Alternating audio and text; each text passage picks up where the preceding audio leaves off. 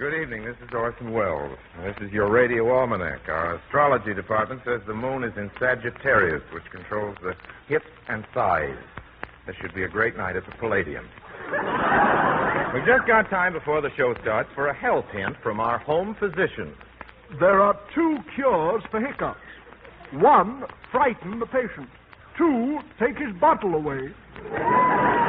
Thank you, Dr. Snake Oil. And now a word for the housewife, Prudence Pratt. To stop a child from sucking his thumb, apply chocolate syrup to thumb. Then show child that syrup is kept in cupboard. He will then suck around the cupboard. Welcome, one and all, to the sign of the Flying Red Horse. Tonight and every week at this same time, over these same stations, the makers of Mobil Gas and Mobil Oil bring you Orson Welles.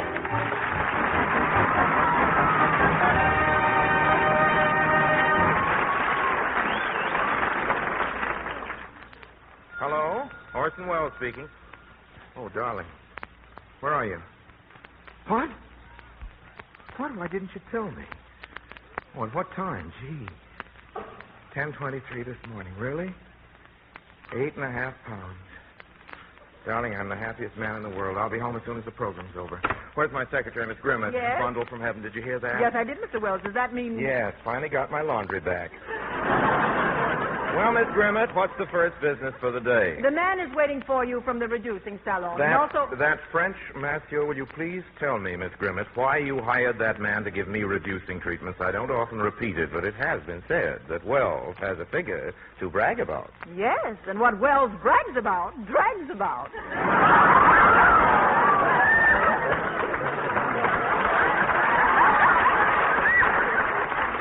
Miss Grimmett, in the future, you might be a little more careful about making disparaging remarks. You might find yourself unemployed on your 26th birthday. Oh, Mr. Wells, do you really think I look 25? No, but you had a lot of fun for a minute, didn't you? Now, you may return to your typewriter. Mr. Wells, I've been trying to tell you, Yes? your guest is waiting. Oh, have him come in. Ladies and gentlemen, the Mercury Theater presents with pride an old friend and a truly great actor, Mr. Charles Laughton.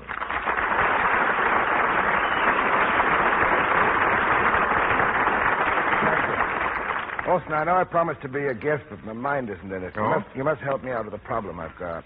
Oh, what's the trouble, Charlie? Well, Orson, you're the one director I know who has the perfect understanding of characters and who can really interpret lines. I'm at my wit's end. Would you tell me what do these lines mean? If the total of your 1943 payments, item 13, section B, paragraph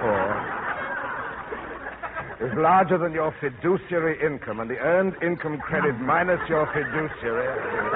Let me see that, Charlie. You may take deductions for depreciation, obsolescence, and amortization of emergency facilities. What does amortization mean? Who knows, old boy? I gave up on fiduciary. Control yourself, Charlie.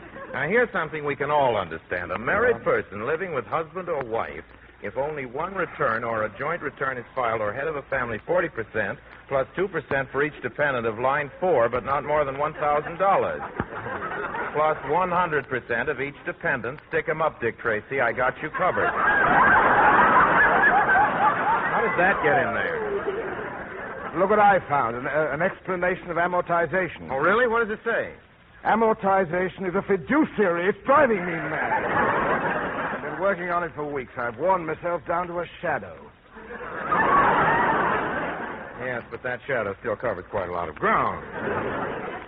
Mr. Wells, please. The man is waiting from the reducing salon. Send him in. I know just where he can start into work.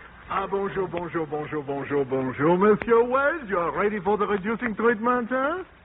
Ooh la la, Mr. Wells, you've gained 20 pounds in the hip. Take your clammy paws off me. Mon Dieu, I've been talking to the wrong man. I must put on the eyeglasses. Well, there, huh? Good heavens, I did not see the beard. That's Charles Laughton, and he has no beard. No beard?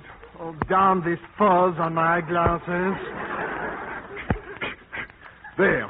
Oh, now I can see your face more clearly. Anybody see where that fuzz went? Well, Mr. Wells, how about the reducing treatment? Well, frankly, and without mentioning names, there are others around here who need it more. Now, that isn't fair, Orson, making fun of my shape like that just because you've got a military figure. Oh, I'm sorry, Charlie. Military figure, eh? Yes. It breaks ranks when it ought to fall in.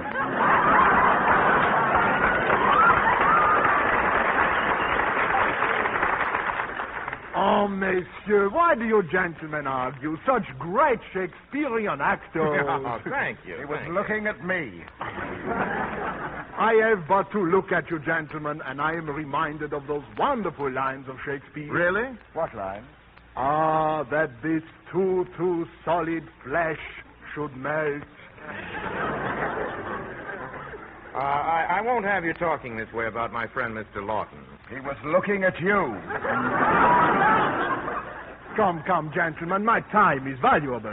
All right. What would you charge to give us both treatment? For you, gentlemen, $70. Or for you, $10. That's right, $10. Yeah. 60. 20. 50. 30. 40. 50. 30. 60. 20. 70. 80. 90. 100. You drive a hard bargain, monsieur, but I take it.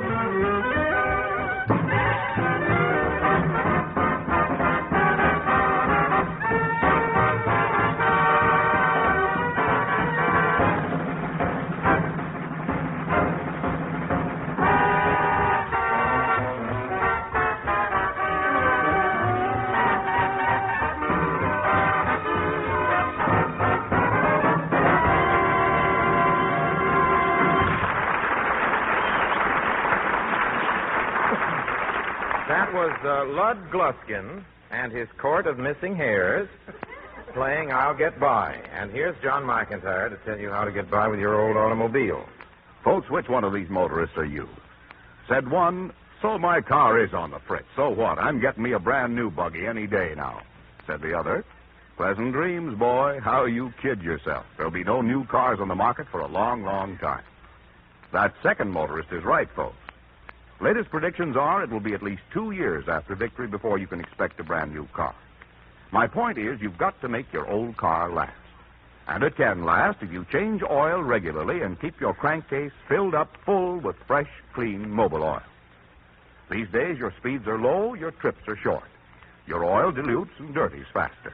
That can lead to loss of gasoline, a breakdown, big repair bills. Now, Mobil oil is specially refined to stand up under wartime driving. Good, clean Mobil oil in your crankcase can guard your engine against wear, add miles to the life of your car. Keep that precious buggy rolling. Drive in often at the sign of the Flying Red Horse. Ask for the world's largest selling motor oil, Mobil oil.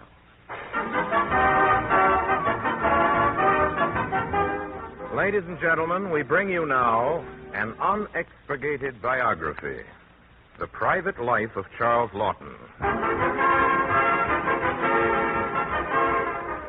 Charles Laughton first saw light of day in a little suburb in London. The date was September 12th in a year which I find has been crossed out of my script. The birth certificate bore the following interesting legend. Born this day, Charles Laughton, blue eyes, brown hair, weight 14.5 pounds. Parents, 2. Picture, if you can, that stirring moment before the arrival of little Charlie. The cute little 14.5-pound bundle. If you listen, you can almost hear the stork on that historic flight.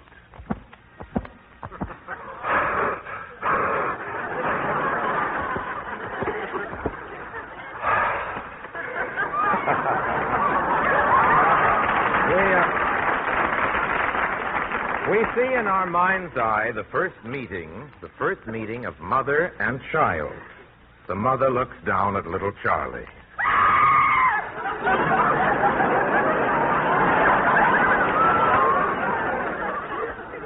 The father speaks. I know just how you feel, Mother. Oh, no, I'm sorry I screamed. He is beautiful, isn't he? Frankly, dear, he looks like the third item on a scavenger hunt. Look at him. He's trying to talk.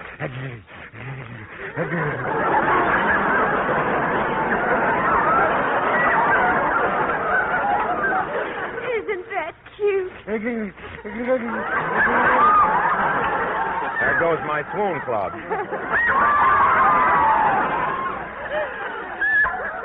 You know, we're rather lucky he was born today. Just think, in 6 short months from now, on March 15th, we can list him as part of our fiduciary income.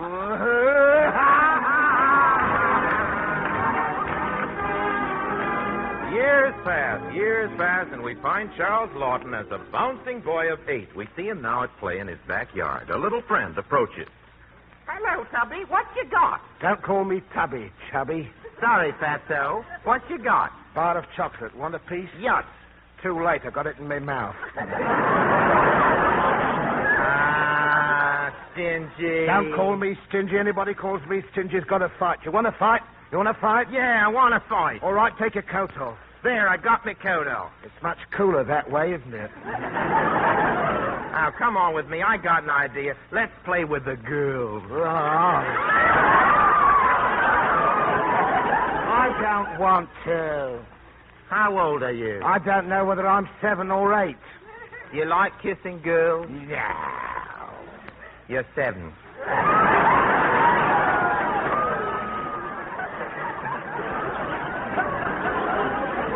I know what. Let's go down to the theater and watch the actor. Yeah, that's what I'm going to be when I grow up. An actor. You should live so long.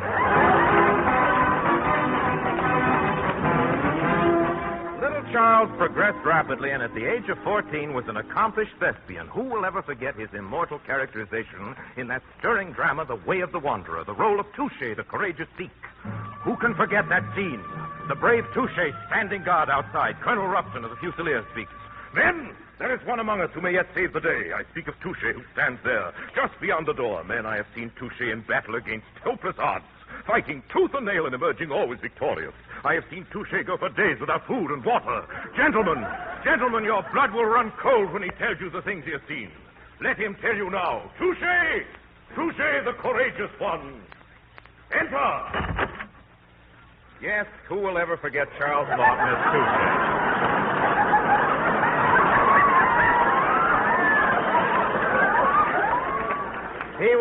He was so magnificent as Touché that from that day forward, Charles Laughton was never out of the theater.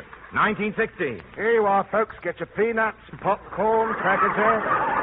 1918. Tickets, please. 1919. Get your chocolate bars, folks. In each and every bar, you're going to find a solid gold 14 watch.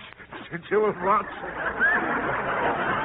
The price is only 10 cents, and you can take it off your fiduciary income. Notice he doesn't blow up on fiduciary. And now Charles Laughton was a man. It was at this point in his career that he created the memorable Jacques Bibot in The Desert Rat. Who will ever forget him alone on the boundless Sahara? His eyes blinded by the sun and sand, his tongue parched, his mind crazed. Who can ever forget that moment as he stumbled upon a glistening object in the sand? Can it be? Yes, it is. A canteen. Feverishly, he puts the canteen to his lips and...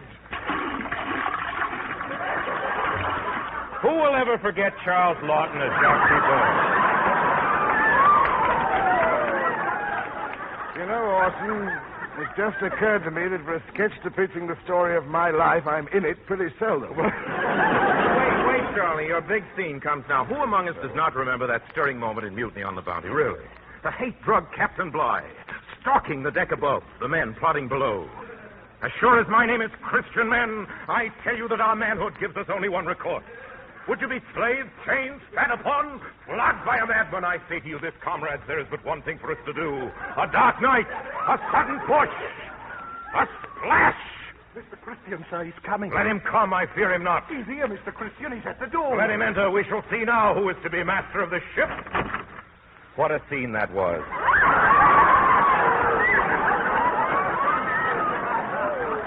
Who Who will ever forget Orson Welles as Mr. Christian?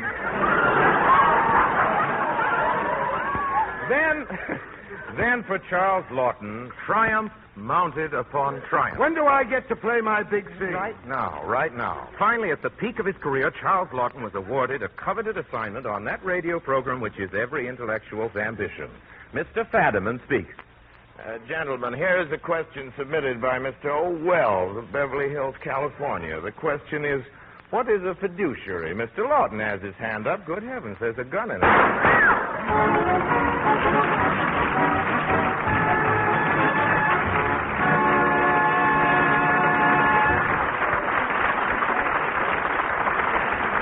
Ladies and gentlemen, in a little while, Charles Laughton is coming back to the microphone. Seriously, we're going to do a scene together from Shakespeare.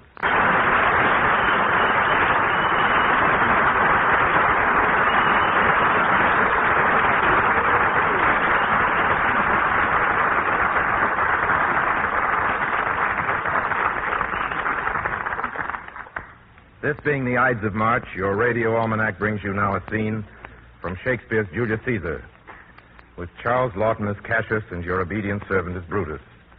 This is the famous quarrel scene.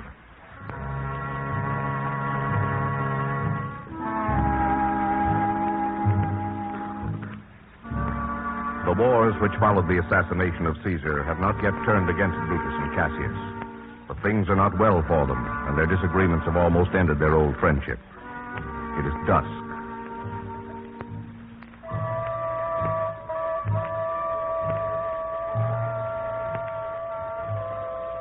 Cassius has come to Brutus's camp for conference, and now, wild with rage, he strides into Brutus's tent. That you have wronged me doth appear in this. You have condemned and noted Lucius Pella for taking bribes here of the Sardians, wherein my letters, praying on his side because I knew the man, was slighted off. You wronged yourself to write in such a case. In such a time as this, it is not meet that every nice offense should bear his comment. Let me tell you, Cassius, you yourself are much condemned to have an itching palm, to sell and march your offices for gold to undeservers. I, an itching palm? You know that you are Brutus that speak this, or by the gods this speech, or else you are laughed. The name of Cassius honors this corruption, and chastisement does ever hide his head. Chastisement? Remember March. The Ides of March. Remember? Did not great Julius bleed for justice' sake? What villain touched his body that did stab, and not for justice? What shall one of us that struck the foremost man of all this world, but for supporting robbers? Shall we now contaminate our fingers with base bribes and sell the mighty space of our large honors for so much trash as may be grasped in them? I'd rather be a dog and bay the moon than such a Roman. Brutus, bay not me. I'll not endure it. You forget yourself to hedge me in. I am a soldier, older in practice, abler than yourself. To make conditions. Go to, you are not, Cassius. I am. I say you are not. Urge me no more. I shall forget myself. Have mind upon your health. Temper no further. Away, slight man. Oh, gods, ye gods. Must I endure all this? All this, I more. Fret till your proud heart break. Must I observe you? Must I stand and crouch under your testy humor?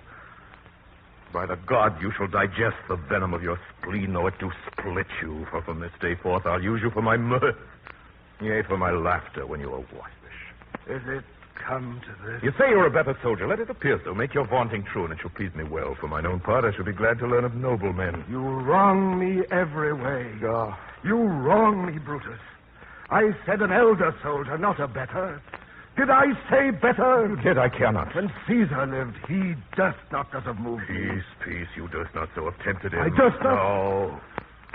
What durst not tempt him? Well, your life you durst not. Do not presume too much upon my love. I may do that I shall be sorry for. You have done that you should be sorry for. There is no terror, Cassius, in your threats. For I am armed so strong in honesty that they pass me by as the idle wind which I respect not. I did send to you for certain sums of gold which you denied me. For I can raise no money by vile means. By heaven, I'd rather coin my heart and drop my blood for drachmas than to wring from the hard hands of peasants their vile trash by any indirection. I did send you for gold to pay my legions, which you denied me. Was that done like Cassius? Should I have answered Caius Cassius? I denied you not. You did? I did not. He was but a fool that brought my answer back. Brutus hath rived my heart. A friend should bear his friend's infirmities. But Brutus makes mine greater than they are. I do not till you practice them on me. You love me not. I do not like your faults. A friendly eye could never see such faults. Flatterers would not. Come, Antony and young Octavius, come. Revenge yourselves alone on Cassius. For Cassius is aweary of the world, hated by one he loves, braved by his brother, checked like a bondman, all his faults observed, set in a notebook, learned, and conned by rote to cast into my teeth. Oh, I could weep my spirit from mine eyes. There is my dagger. Here my naked breast, I that denied thee gold, will give my heart. Strike as thou didst at Caesar, for I know when thou didst hate him worst, thou loved him better than ever thou loved Cassius. Sheathe your dagger. Be angry when you will, it shall have scope. Do what you will. Dishonor shall be Cuba. Hath Cassius lived to be but mirth and laughter to his Brutus, when grief and blood ill-tempered vexes him? When I said that, I was ill-tempered, too. Do you confess so much? Give me your hand. And my heart, too. Oh, Brutus. What's the matter? Have you not loved enough to bear with me when that rash humor which my mother gave me makes me forgetful? Yes, Cassius. And from henceforth, when you are over earnest with your Brutus, you'll think your mother chides and leave you there. I did not think you could have been so angry, oh, my dear brother. This was an ill beginning of the night. Never come such division between our souls, let it not, Brutus. Everything is well. Good night, my lord. Good night, good brother.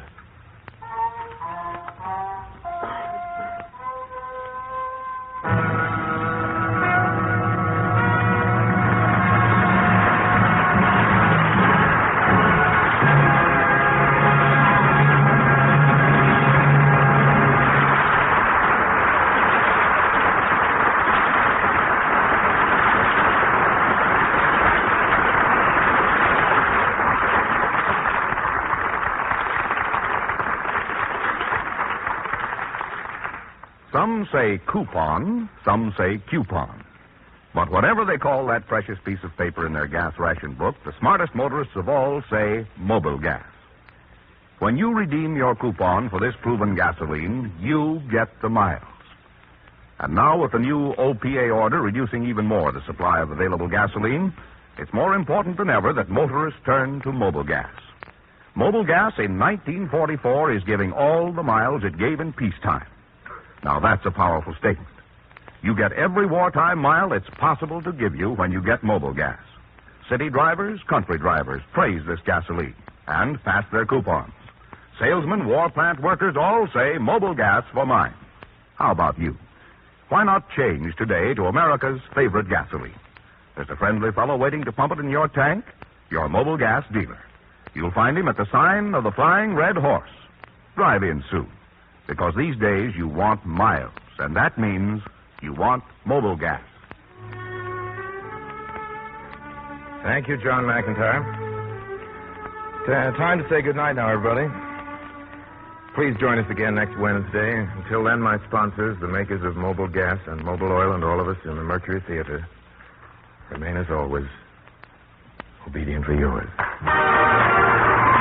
Makers of mobile gas and mobile oil invite you to listen in next week. Same time, same station, to your radio almanac. Mr. Wells' guest is Betty Hutton. John McIntyre speaking. This is CBS, the Columbia Broadcasting System.